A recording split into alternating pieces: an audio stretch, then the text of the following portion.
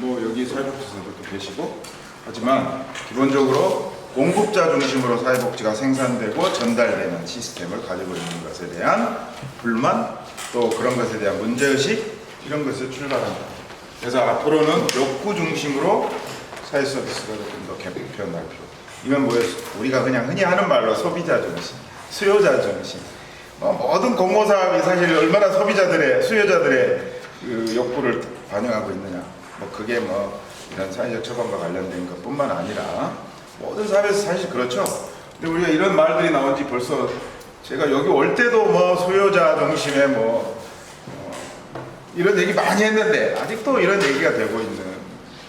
물론 우리가 경제 발전을 이룬 과정에서도 그렇고 사실 정부가 많은 부분을 사회복지 서비스도 주도를 하고 이런 것의 결과이기도 하겠지만 어쨌든 이게 첫 번째 문제의식이고, 두 번째 주의는 제가 이제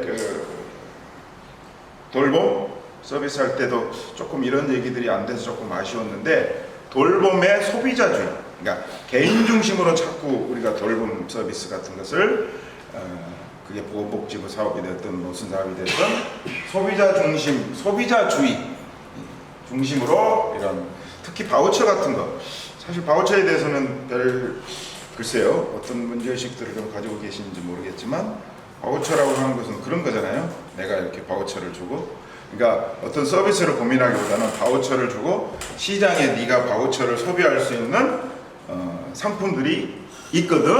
그럼 네가 이 바우처를 가지고 가서 네가 그걸 이용하면 되거든. 기본적으로는 이런 생각이 깔려 있잖아요. 그게 사회복지뿐만 아니고 교육 바우처도 마찬가지고. 그리고 우리가 바우처가 확산된 게 거의 한 20년 정도 되는 것 같아요.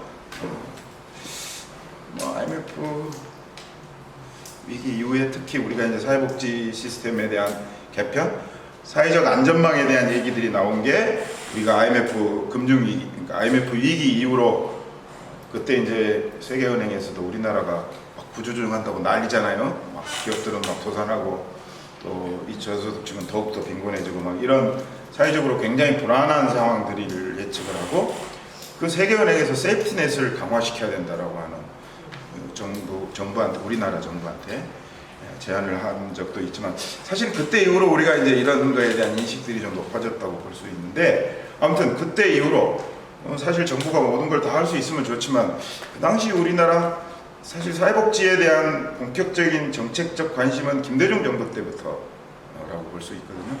사실 98년 이후잖아요. 김대중 대통령이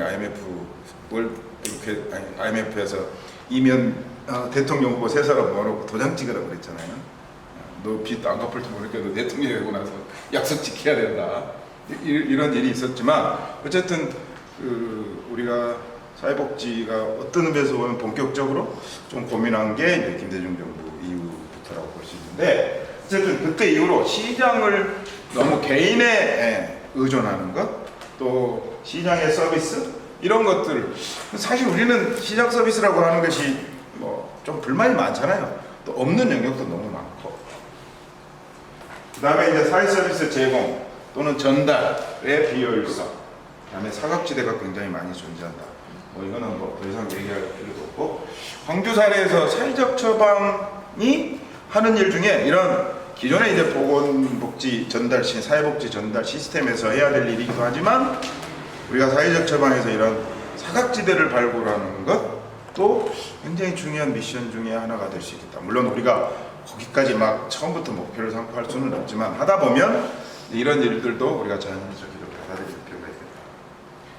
그 다음에 부처 간의 분절적인 사회 서비스 제공 구조. 그래서 우리가 항상, 여러분들도 질문을 수업 시간에 굉장히 많이 하셨지만, 보건의료하고 돌봄하고 어떻게 통합할 것이냐. 그래서 문재인 정부 말기에 커뮤니티 케어, 지역사회 통합돌봄이라고 하는 것이 이렇게 시범사업으로 4년 정도 했나요? 하다가 말았지만, 이게 조금 이 정부 들어서 가지고 예산도 줄고 말도 좀 바꿔버리고, 그래서 보건의료 쪽으로 조금 가버린 것 같아요. 돌봄 쪽보다는. 그래서 이것도 조금 안타까운 일이고, 그래서 사실은 우리가 이런 것도 한번 더 고민해야 되지 않을까? 그런 생각. 그다음에 지방자치가 계속 확대된다. 뭐 말로도 그렇고 실제로도 지방자치가 확대돼 가지만 거기 그런 것을 뒷받침해주는 재정이라고 하는 것이 굉장히 열악하다. 특히 우리 기초생활보장대라든지 이런 것들은 다 뭐예요? 국고보조금, 그러니까 국비와 지방비 매칭 형식으로 이루어져 있는데 대부분 지방재정이라고 하는 것이 한 60% 정도가 국고보조금 중에 사회복지 지출로 지방정부에서 지출을 해주는 거예요. 그래서 그런 지방에서 이런 사회복지와 관련된 사회적 처방이 됐든 뭐든 지방에서 자체적으로 지역이 주도적으로 하는 사회복지 어떤 프로그램을 만들기에는 너무 재원이 열악하고 그걸 하려고 해도 할 수가 없고 또 우리 지방 소멸 예를 들면 이런 거 또 지역 상승 기금 이런 거를 가지고 뭘 좀 하려고 해도 방식이 굉장히 공모 방식으로 되어 있고 그래서 이게 생각보다 내가 이걸 열심히 켜놓고 생각보다 쉽게 이렇게 지방자치단체에서 필요한 어떤 사회복지 사업 프로그램을 운영하기가 그렇게 쉬운 상태가 아니다. 물론 이것도 할 말이 굉장히 많습니다만 그 다음에 이제 약한 시민사회라고 제가 썼는데 우리 광주에서 돌봄 시민이라는 용어 기억나시나요? 시민들이 아까 이제 건강관리 활동 같은 거 하는 사람들 또 시민사회 다른 이 파트너십으로 이렇게 참여하는 거 이 과정에서 참여자들이 굉장히 더 적극적으로 참여자들이 늘고 조금 더 참여 정도가 적극적으로 되고 이런 거를 통해서 어떤 시민 그러니까 돌봄이라고 하는 걸 물론 그 전에 이제 기본권으로 접근할 필요가 있겠다. 우리나라 사회복지 하는 사람 중에 기본권으로 얼마나 접근을 할까? 이제 이건 좀 의문이지만 어쨌든 돌봄을 기본의 권리로서 접근을 하게 되면 이런 돌봄 시민의 어떤 활동과 또 이거를 통해서 시민사회 공동체에 기여하는 그다음에 이제 사회적 경제 방식으로 참여는 어떤 방식으로 한번 할까? 이런 고민들이 우리가 사회적 처방을 고민하고 지역사회에서 여러 가지 문제점들이 있지만 그러면 전체적으로 조금 한번 해본다면 어떤 방식으로 하는 것이 좋을까? 또 지역마다 당연히 특색이 있고 또 상황이 또 다르고 환경도 다를 텐데 우리 지역에 맞는 이런 사회적 처방 이런 것들은 어떻게 만들어가야 되나?